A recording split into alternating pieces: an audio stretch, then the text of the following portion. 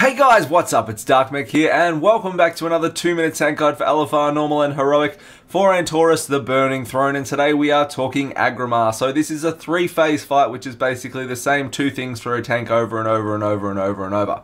So, it is a 2-tank fight. The first phase is going to go from 100% to 80%. What you want to do is you want to move the boss to start with, and for the entirety of the fight whenever you can, towards the edge of the platform. You don't need to tank it right on the edge, but you want to be off-center to give your raid more room to deal with the things that they need to deal with. The first boss ability you're going to be dealing with is called Telex Reach. All Aggramar's abilities, or all his melee attacks, hit the next closest target. And you of course want that to be the other tank. So tanks, you need to stand next to each other pretty much. Telex Reach is an applied debuff to the active tank tanking, and it'll serve as your taunt swap mechanic. So you are going to swap at 6 to 8 stacks of Telex Reach.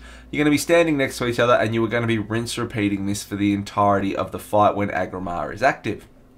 Now, when Aggramar reaches 100% energy, he is going to cast a 5-hit combo, and this is where you are not going to stand next to each other.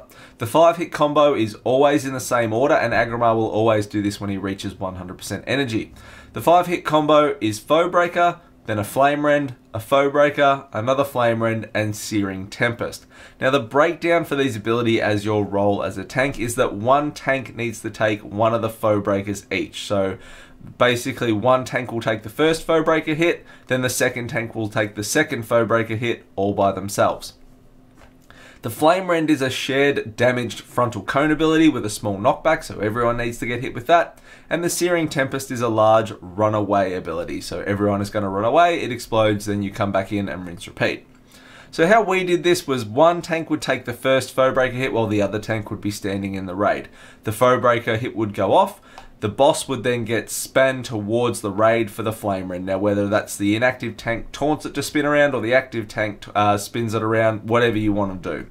But you want to make sure that the first tank takes that Foe Breaker hit by themselves, and then the second Flame Rend that goes off, the raid gets hit. The inactive tank then would taunt the boss, and they would take the next Foe Breaker hit facing away from the raid. That would go off, the boss would then get spun around again, so the second Flame Rend hit goes off on the raid, and then he would cast Searing Tempest, everyone would run away. So that's how you deal with the 5-hit combo. It's fairly simple once you get your head around it.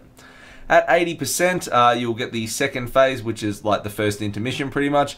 There'll be a bunch of adds that spawn. You don't want to be in the middle of the room as a big red swirly thing goes up around Aggramar, and there'll be a bunch of adds that spawn around the room. Now, your role as the tank, you don't really care about any of that. The only thing you care about are the 2 large adds called the Flames of Telkarak, or I don't know, whatever it's called. The 2 big ones. Get the 2 big ones.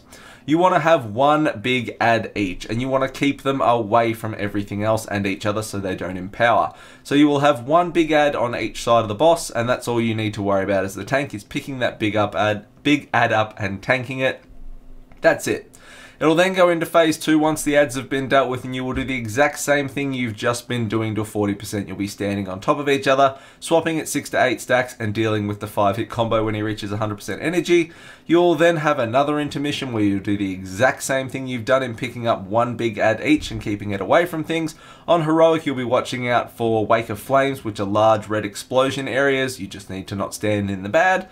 And then phase 3 will be from 40% to 0. You'll be doing the exact same thing again. The added mechanic you'll be watching out for is the red lines that'll be shooting around the platform. Just don't get hit by them. And that's it, guys. So hopefully that all made sense. If you have any questions, hit me up. Like, comment, subscribe. Thanks for checking out the video, and go get him.